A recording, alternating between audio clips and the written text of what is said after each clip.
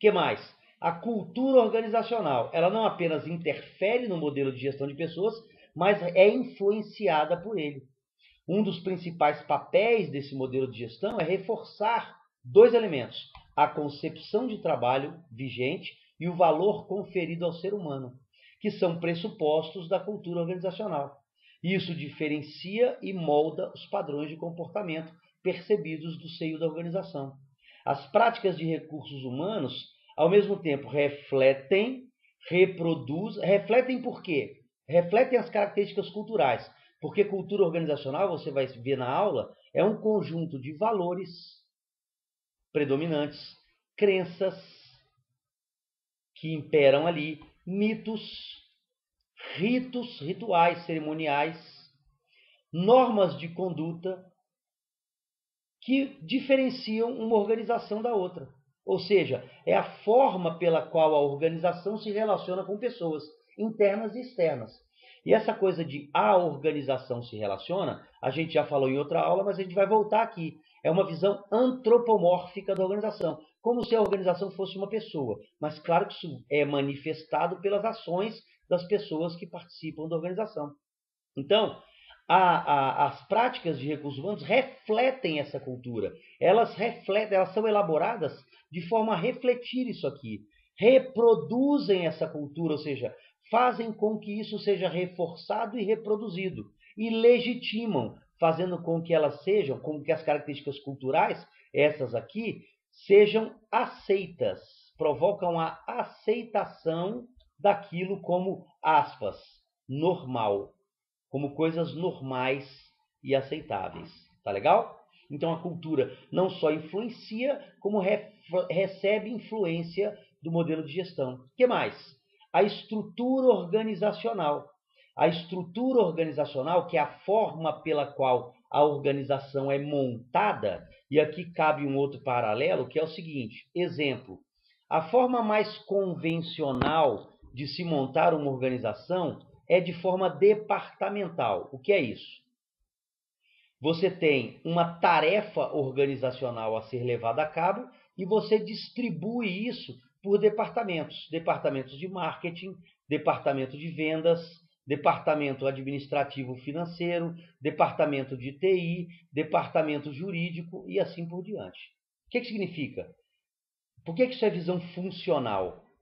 Cada um desses pedaços, e todas as pessoas que aqui participam, desempenha uma das funções necessárias à operação organizacional.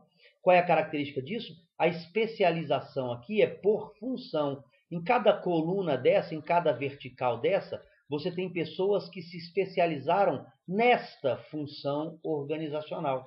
Qual seria outra forma de estruturação?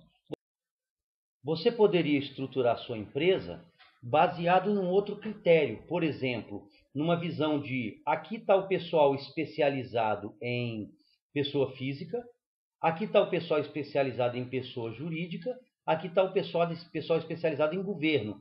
E aqui dentro tem as áreas de marketing, de vendas, administrativo financeiro, de TI, jurídico. Aqui dentro tem a área de marketing, vendas, tal.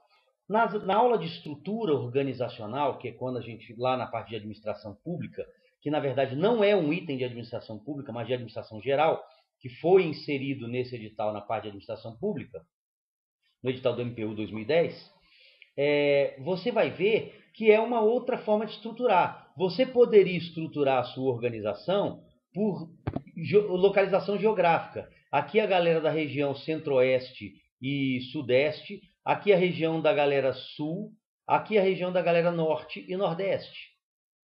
Pessoas especializadas nesses mercados.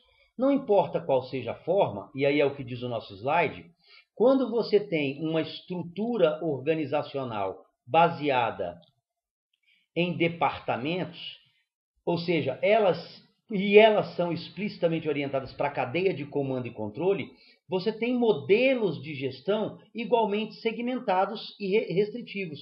Ou seja, o pessoal desta área pode criar uma forma de gerir própria, aqui uma forma de gerir própria, aqui uma forma de gerir própria.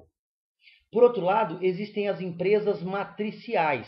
quando a preocupação é com um processo qualquer. Um exemplo disso é a gestão por processos, tá? Que você vai ver isso aí em outras aulas também. Eu tenho um processo que é entregar produto vendido.